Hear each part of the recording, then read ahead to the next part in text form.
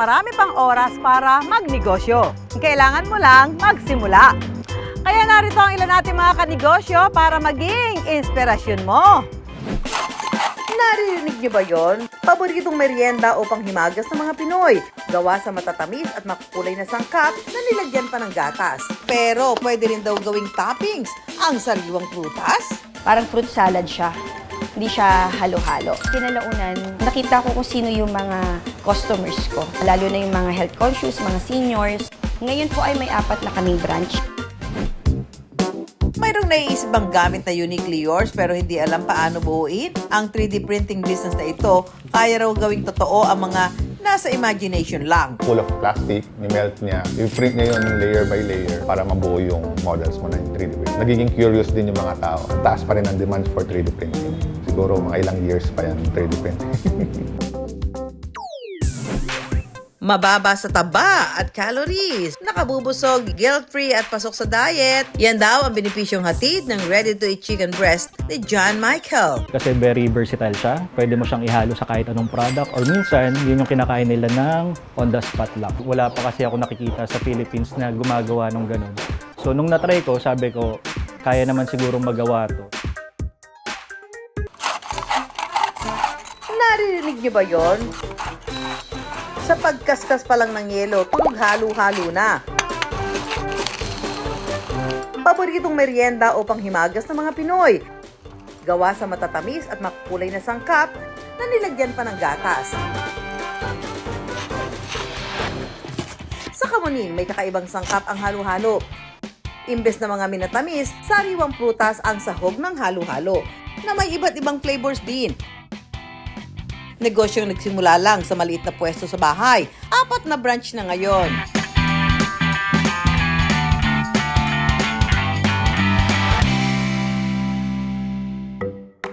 Ang karaniwang Pinoy halo-halo, may yelo, gulaman, sago, minatamis na saging, buko, makapuno, ube at leche flan.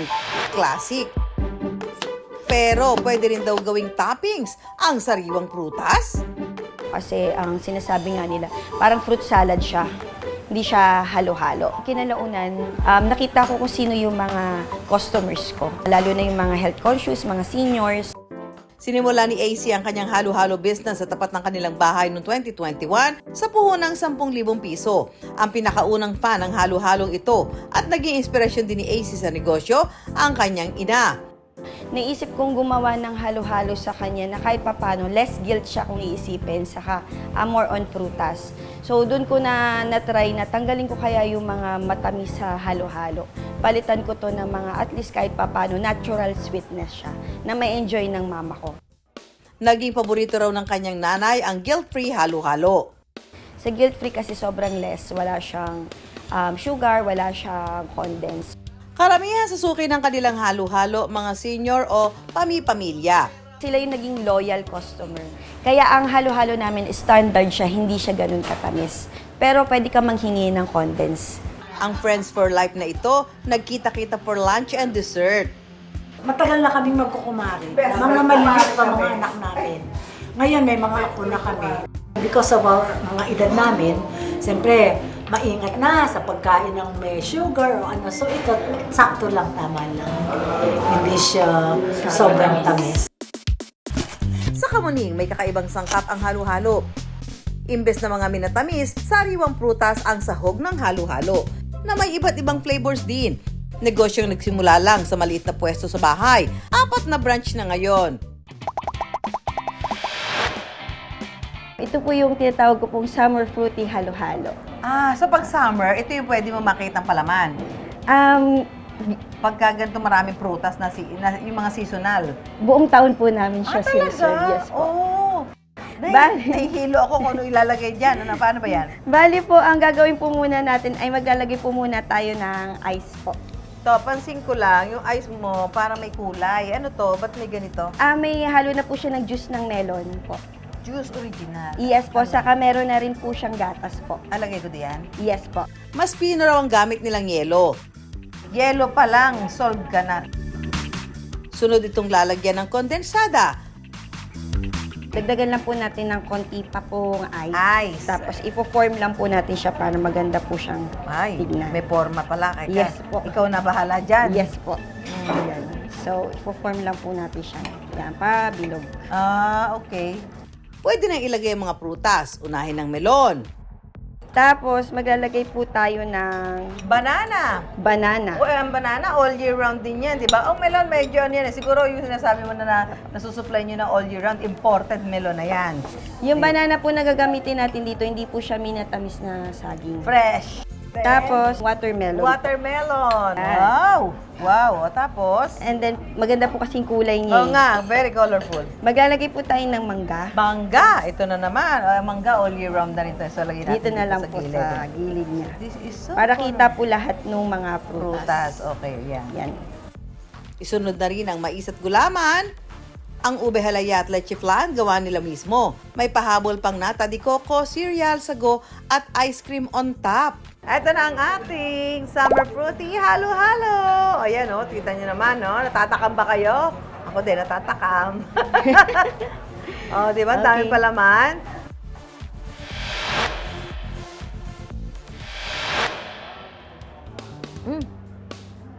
So, tama, iba-ibang lasa ng prutas at saka hindi masyado matamis. Kahit nilagyan ng ice cream at merong condensed milk, hindi siya masyado matamis. Refreshing kasi nga may mga sariwang prutas tayong nilagay dito. Karamihan sariwa.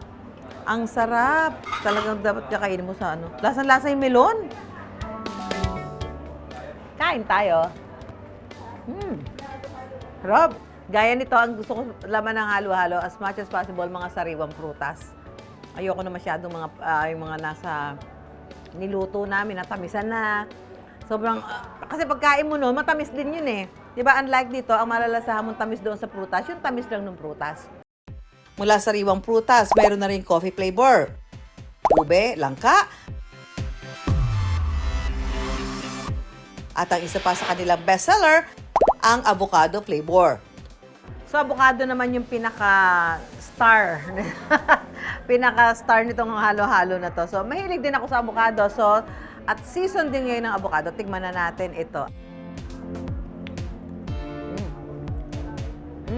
Lasang-lasa din yung avocado niya.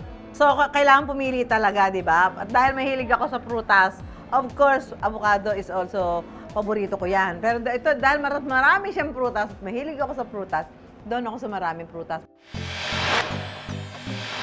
Dumami raw ang kanilang flavors dahil isinaalang-alang nila ang gusto ng customers. Hindi rin po ako natatakot sa negative feedback kasi yung mga negative, yun po yung ginagawa ko para mag-improve na mag-improve. Mula sa maliit na pwesto sa kanilang bahay, Ngayon po ay may 4 na kaming branch. Next year, nagpa-plan kami na mag-expand pa. So, parang plan is hanggang 5 to 10 branches pa. Naghihinay-hinay kasi kami, hindi talaga yung sobrang mabilisan. ang diskarte raw ni AC sa negosyo. May tiwala ka sa ginagawa mong produkto. And then from there, ipon lang ng ipon hanggang sa makaipon ako na bumili ng mga gamit, mas mapabilis ko yung gagawin namin, makapag-hire ng staff. So, doon nagsimula po lahat bago maging ganito. Maliit muna. Pumapalo na raw sa 600 cups ang naibebenta nilang halo-halo kada araw sa lahat ng kanilang branch. Kada buwan, kumikita raw sila ng 6 digits. Minsan, ang diskarte sa matagumpay na negosyo mula mismo sa produkto. Kapag sinangkapan ito ng sapat na timpla at hinalo-halo ng may pagmamahal, siguradong tama ang tamis ng kita. Bet bang makiusos isinasabit na anik-anik? O kaya na may maglibang gamit ang foldable chessboard? Baka naman bet na spice up ang kwarto sa mga display na unique. Lahat yan galing sa imahinasyon na binuhay ng 3D printing. Diyan pumapaldo ang negosyo ng magkakaibigang JC, Brian at Chrysler na tinalikuran ang dating mga trabaho para kumita ng 6 digits kada buwan sa trading negosyo.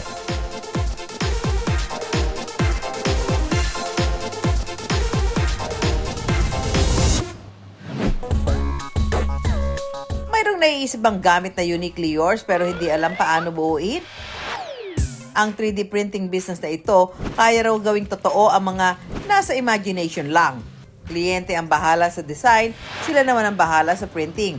Kumpara sa karaniwang imprenta na tinta ang gamit para makabuo ng imahe, plastic o kaya'y resin ang nagbibigay buhay sa 3D printing. So, spool of plastic, ni-melt niya, and then i-print niya yun layer by layer para mabuo yung models mo na yung 3D print. As in, for resins naman, meron siyang liquid, which is yung resin nga. Yun yung vessel niya para ma-print yung, yung model. Yung mga products natin is tumatagal din for several years. For 3D prints, depende pa rin sa kung saan environment mo siya ilalagay. So, and then yung housekeeping nung 3D prints. Espesyal ang printer na ginagamit dito. Hindi instant ang pagbuo ng produkto at umaabot ng ilang oras ang pagpiprint. Depende sa laki at disenyo na gagawin. Yung kadalasan is more in keychains na nandun yung mga pangalan nila. More in customization sa kanila yung mga ginagamit. Ngayon, recently, clickers ang kasi ang daling i-customize ang clickers. Ang negosyong ito nagsimula lang sa isang 3D printer na ngayon ay higit 100 na ang araw-araw na gumagawa ng produkto. Ayon kay JC, lumalaki na raw ang market sa ganitong negosyo dahil na rin sa pagiging mausisa ng mga mamimili. Ang dami pa rin nag-i-inquire, ang daming nagano na, kaya nyo ba to, mga ganyan-ganyan. So, nagiging curious din yung mga tao. Ang taas pa rin ang demand for 3D printing. Siguro mga ilang years pa yan 3D printing. Kayo daw po ay gumagawa ng kahit anong bagay na pwedeng ma-imagine. Yes po. So ito ba yung mga sample ng gawa niyo? Yes po, ito mga sample natin na 3D print po. Lahat po ito ay yari sa? Plastic. May papagawa ko po eh. Ay, sige po. Walang problema. Sir, kaya? Kaya. Ito lang, hindi na ako, huwag na ako. Ito lang pong logo ng Pera Paraan. Kaya ba yan? Kayang-kaya mo yan. First step muna tayo, ang flat na imahe gagawa ng 3-dimensional na model. And then doon, maka-customize na po natin kung anong kulay na gusto nyo. Kulay. Minsan kung gusto nyo may pangalan nyo rin na mas pwede na rin po. From modeling, diretso na ito sa printing. Ito yung mga, Yung filament na gagamitin natin para sa model niya. ano tawag yan? Filament. Based po doon sa napili yung kulay, ito po yung The yellow. gagamitin nating filament. So, ilo-load po natin sa isa sa mga printers. Ano yung ginagawa mo, sir? Nilo-load ko po yung filament. Ang daming robot dito na gumagalaw. Isang machine, isang item ang pwedeng gawin. Sabay-sabay sila. Yes po. Oh. Depende po kung ilan kakasya sa isang plate. So, ito sa nagpiprint na? Apo. Gaano katagal yan? 4 hours po. So, after 4 hours, Yes po. tapos na? Tapos na Pwede po. na natin makita? Yan. Pwede na Ay, ang po. ganda ng color. Yayamanin ang kulay. Yayamanin. Ayan. Luto na yung cake. Ito na. Matibay. Ang ganda, oh.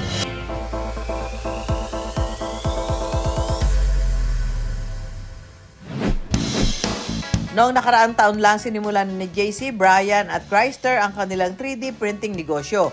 Pasimuno sa magkakaibigan si JC na namangharaw sa kakaibang technology ng 3D printing. Yung partner ko, may pinuntahan siya, I think sa isang shop, malapit lang doon sa kanila.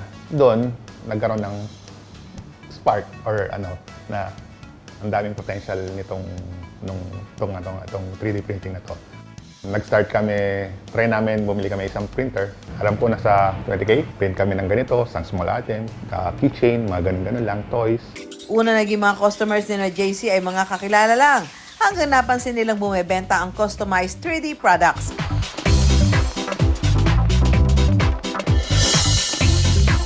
Hinikayat na ni JC ang ibang mga kaibigan para magtayo na ng printing business. Kahit pa kailangan nilang isakripisyo ang kanilang mga trabaho noon. Nagtutulungan kami. So, minsan, meron in charge sa paggawa ng product, yung new products or lalo na sa mga designs. And then, meron din kami, isa sa mga partners, nag-focus naman sa financials ng company. And then, yung isa is nag-focus naman to how to market. Sa all-in na pagtutulungan ng tatlo, nahanap nila ang tatak ng kanilang business. Mula sa maliliit na gamit, nakagagawa na sila ngayon ng mga laruan, souvenirs, display sa bahay o kaya kahit anong maisipan ng customer. sa patuloy na paglago ng kanilang negosyo. Hindi na sila lang ang umaasenso dahil nakapagbibigay na sila ngayon ng trabaho sa ibang tao. Mula 20,000 na ipinuhunan sa isang 3D printer, aabot na raw sa 6 digits ang kanilang kita kada buwan. Ang naipundar, pinapaikot na kasi namin ngayon eh. So, hindi kami pa nag-stop sa 100 printers eh. May target pa kami na mas lalakyan pa itong expansion pa yung itong business. Kahit na ilang years na kami nag-operate, may mga parts pa rin na natututo kami sa mga base sa mga request ng mga customers. Kung tutuusin, malaki ang kailangan ipuhunan sa 3D printing business. Pero kung nanaising pumasok sa ganitong negosyo, pwedeng disenyo lang muna ang gawin at ipaprinta lang sa ibang shop saka ibenta. Sa negosyo ni na JC, pwedeng bulk orders ang ipagawa. Bago man ang market na pinasok ng magkakaibigang negosyante, ito rin ang naging susi para sila tangkilikin.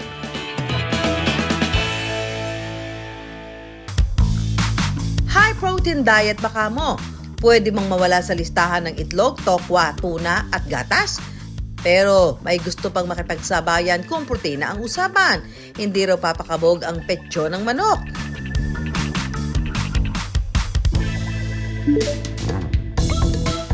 Sa dami ng mabibiling ready-to-eat na chicken breast ngayon na pwedeng fried, grilled, sandwich, one of a kind daw ang petso ng manok recipe na ito. Mababa sa taba at calories. Nakabubusog, guilt-free at pasok sa diet. Yan daw ang benepisyong hatid ng ready-to-eat chicken breast ni John Michael. Nung nag-travel ako abroad, naghanap ako ng mga protein sources. Kaya nung pagpunta ko dun sa isang convenience store, nakita ako na yung chicken breast na ready to eat. Kaya naman mas inspire akong gawin yon kasi nagpi-fitness program ako na may high protein siya. Sa fitness program kasi na yon, marami siyang, kumbaga mataas yung high protein na kailangan naming ma-hit daily. Kaya naman, unang-una ako yung produkto ng product ko, and then nung nakita ko may market naman sa iba, ayun, minarket na rin namin sa labas. Sa pagdidieta, kung pahirapan ang pag-workout, mas mahirap daw ang paghahanda ng pagkain. Kaya naisip ni John Michael na gumawa ng meal plan na madaling kainin. Ang grinab ko yung opportunity kasi wala pa kasi ako nakikita sa Philippines na gumagawa ng ganun. So nung natry ko, sabi ko, kaya naman siguro magawa to. Chef si John Michael, kaya ang kanyang karanasan sa pagluluto, ipinuhunan niya sa pagninegosyo. Ang kanyang recipe ng chicken breast, sa isang rice cooker lang daw niya niluluto noon. Nang makuha ang tamang timpla, saka naglabas si John Michael ng di naman kalakihang halaga. Actually, mga 5 to 10K, mga ganyan lang siya. Kasi yung chicken breast medyo mahal din siya.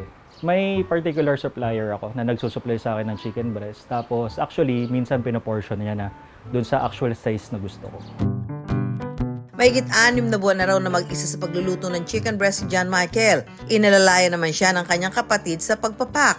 At lahat sa bahay lang nila ginagawa. Madali lang yung procedure niya actually, pero ang nagpapatagal lang is yung waiting time ng paggawa ng ating produkto. Matapos hugasan ang petso ng manok, ready na ito sa brining. Tubig na tinimplahan ng mga pampalasa, saka ibababad ang chicken breast ng 8 hanggang 10 oras. Mahalaga raw ito upang manatiling moist, malambot at juicy ang manok. Matapos ang brining, bahagya munang patutuyuin ang petso bago i-coat sa flavorings. Ilalagay sa plastic pouch at iba-vacuum seal. Saka iluluto sa parang tinatawag na sous vide. Ang sous vide ay isang French cooking method siya na water bath. Long process siya, unlike sa mga grilling at saka mga pan fry. Nagtitake siya ng almost an hour above. Naka-controlled temperature siya doon sa particular na gusto mong temperature, which in our case, naka 63 to 64 degrees kami Celsius. Matapos ang sous vide, ibababad naman ng petso sa tubig na may yelo ng kalahating oras at pwede nang i-chiller o freezer. Ang chicken breast, di ba, alam naman natin na medyo blunt ang lasa niya. So dito, nag-infuse lang tayo ng mga flavorings and then actually mga basic salt and pepper, ganyan-ganyan, para hindi naman maging boring yung lasa ng ating chicken breast. Pwede itong i-reheat sa microwave oven ng 1 hanggang 2 minuto o kaya i-pan sear kung gustong kainin ng mainit.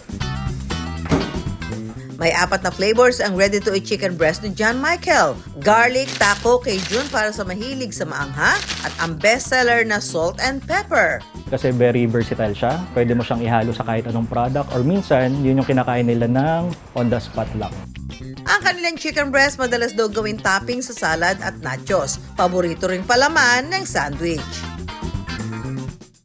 Ayan, ako mga kanegosyo, usong-uso ho ngayon yung mga tinatawag na high-protein diet. Yan, kasi yung iba ho talagang healthy living, so healthy meal yung gusto nila. At isa sa mga nauuso din ngayon at pwedeng source ng inyong protina, yung tinatawag na chicken breast dinakdakan. Yan, usually ang ginagamit ho dyan, yung pisngi ng baboy, iniihaw yan actually para meron siyang kakaibang lasa. So ito na, nakahanda na po yung ating mga ingredients para sa ating chicken breast dinakdakan. So meron tayong mayonnaise, liquid seasoning, calamansi, ground pepper, ito po ay sili, chives, sibuyas, salt. Ganito naman talaga yung paggawa ng dinakdakan. Pagsasama-samahin mo lang muna yung mga ingredients. So unahin natin ilagay dito yung ating mayonnaise. Yan. Paghahaluin lang ang iba pang sangkap. So pag mix na ho natin yan, pwede na nating ilagay ang ginayat na chicken breast. So depende sa kung anong cut ang gusto nyo. So gusto nyo ba yung ganyan medyo square-square? Baka gusto nyo medyo mas maliit pa dito. O baka gusto nyo naman yung pahaba. O yan. So depende sa kung anong cut ng chicken ang gusto nyo. And then ilagay na ho natin. Uy, parang ang sarap iulam na ito, ha? So, ito na siya para sa ating finishing touch. Ito na yung ating garnish na spring onion. Oh, wow! Oh, di ba? Oh, ba? Kita mo naman. Ito na tayo sa exciting part, ang tikiman. Lagyan ko ng konting sibuyas. Mahilig kasi ako sa sibuyas eh. So, lagyan ko sibuyas. Ang sarap. So, hindi nyo makailangan gumastos na malaki para makatikim kayo ng mga pagkain na sagana sa protina. Ito na, may mga nabibili ng ready. I-mix-mix mo lang. Konting effort lang, konting labor of love. At makakatikim ka na ng isang putahe na may protina. Kung yan ang gusto mo, ito na nga ang ating chicken breast dinakdakan. Bentang-benta raw ang produkto ni John Michael sa Gym Buddies. Yung mga spices nandun naman, malasa naman siya. Tapos parang okay siya kainin kasi parang yung guilt, walang guilt na parang kainin siya kasi nga chicken breast, so protein. Dahil karamihan sa customers ni John Michael ay health conscious, sinigurado rin niyang tama ang nutritional facts ng kanyang produkto. Naka-guide naman sa amin ng aming dietitian. Siya yung nagmo-monitor ng mga sodium content, yung protein content. So, lahat kami naka-measured talaga ang aming ginagawa. Yung product natin is more on lean protein talaga siya. Yun yung kailangan din naman ng ating katawan. Plus, sasabayan mo lang siya ng mga vegetable. And then, ang kagandahan nga is calorie counted na siya. Mabibili sa halagang 380 pesos to 840 pesos ang ready-to-eat chicken breast na may iba't ibang sukat. Tumatagal raw ito ng 3 to 5 days kapag nasa chiller at hanggang 2 buwan kapag inilagay sa freezer. Ang ginagawa namin ng solusyon is yung oras din ng mga customer namin. Kaya nga, for example, yung professionals talaga yung pinakamalaking market namin, mga doctors, and then yung sa mga health and fitness industry na ayaw na nila mag-meal prep. Kung gaano kataas ang protina ng chicken breast ni John Michael, ganon din daw kasagana ang kanyang kita na umaabot sa 60 to 80,000 pesos kada buwan. Ang plano natin sa future din na itong business na to is yung mas marami pa tayong matulungang Pinoy na maging health conscious at saka doon naman sa mga nag-hit na ng mga protein needs nila and everything, yung talaga nagiging conscious sa pagkain nila is maging tulay tayo o masuportahan natin sila para sa kanilang mga pangangailangan. Produktong mataas sa protina, masustansya rin ang kita. Kaya bago man ang halian, mga business ideas muna ang aming pantakam. At laging tandaan, pera lang yan, kayang-kayang gawa ng paraan. Samahan nyo kami tuwing Sabado alas 11:15 ng umaga sa GMA. Ako po si Susan Enriquez para sa Pera Paraan.